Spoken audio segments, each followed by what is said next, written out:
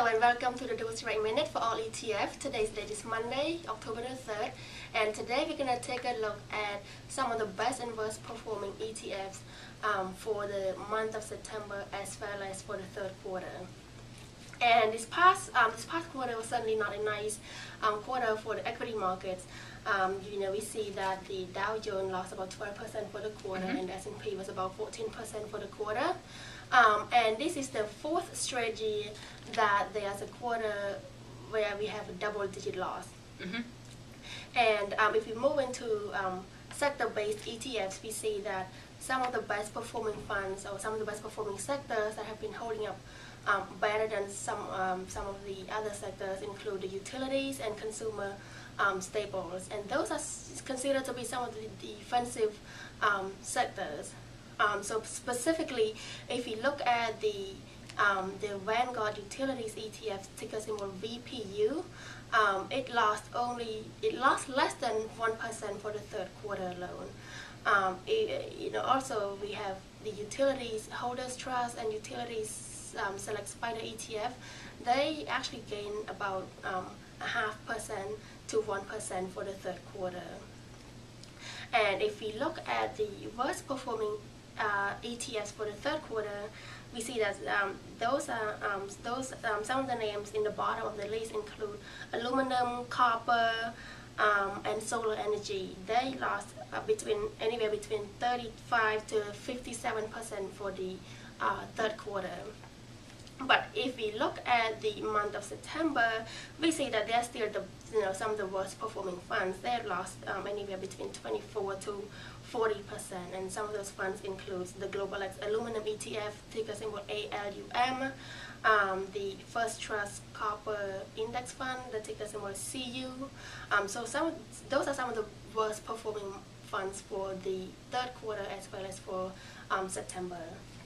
The fixed income asset class ended up being one of the few places that you could hide during the third quarter of this year. We have the TLT, the iShares Barclays 20-plus year Treasury Bond Fund. That was up 28.37%. We have the Vanguard Long-Term Bond ETF. That was up over 14%. Even the worst performing fixed income funds ended up outperforming the major market indices, the Dow, NASDAQ, S&P. So fixed income ended up being a place that you could be. Right, exactly. Now, if you look at the commodity side, we see that obviously gold, gold was the best performing commodity for the third quarter. The GLD, the DGL, they're up anywhere between 8.1 to 8.23% for the third quarter. Also, we see that some of the best commodities for the third quarter also is natural gas and livestock ETFs. They're also up about 6% for the third quarter. But if you look at gold for the month of September, it was actually not the best performing fund. It actually lost about 11% for September, while the best performing ETF, commodity ETF for September was the COW, C-O-W. It's the iPath Dow Jones Livestock Index. It was up 8.5% for September. And on the flip side, if you look at some of the worst performing commodity ETFs, we see that we have lead, we have copper. Those are some of the worst performing ETFs. They lost about 25 to 28% for the third quarter. And silver also lost about 28% for the third quarter, and about 28%.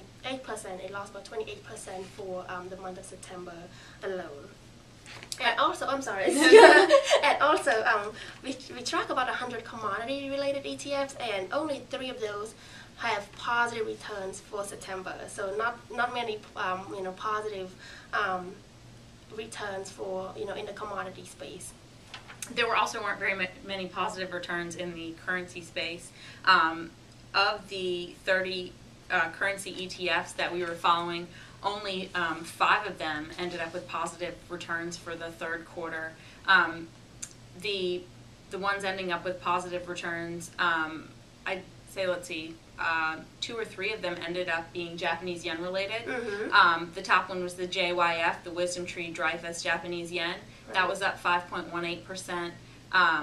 The IPATH JPY USD exchange rate fund, that was up 4.76%. That symbol is JYN. Also the dollar showing some strength. That was up 5.14%, symbol UUP. Most of the currencies did not fare as well. Right. Among the list that makes up the bottom, they were down around 8 to 15% for the third quarter, and 8 to 10% just in this past month, the month of September.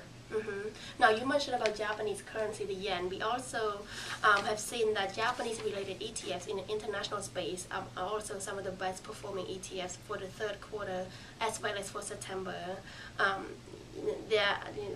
And when I say the best performing ETFs for the third quarter, I mean they've lost less than most of those other ETFs, as they have lost less than 1% to about 3% for the quarter. So some examples are the FJP. The ticker symbol is FJP. Is the First Trust Japan Alpha-Dex. It lost about 5 to 6%. It lost about 5.95% for the third quarter. The DFJ is the symbol, is the Wisdom Tree Japan Small Cap Dividend Fund, lost 0.32% for the third quarter.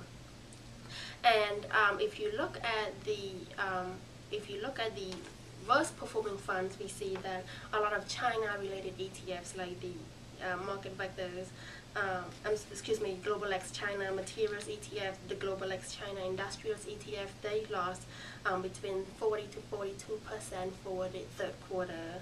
And for September alone, they lost about 26-27% for the month. Also, Poland, Russia, they also fall to the bottom of the list. Russia, specifically the RBL is the ticker symbols, despite the S&P Russia ETF, lost about 22% for September. And also want to mention that we track a number of international related ETFs, and about 67% of those international funds have lost more than 20% for the third quarter alone. So certainly a big loss in the international space as well.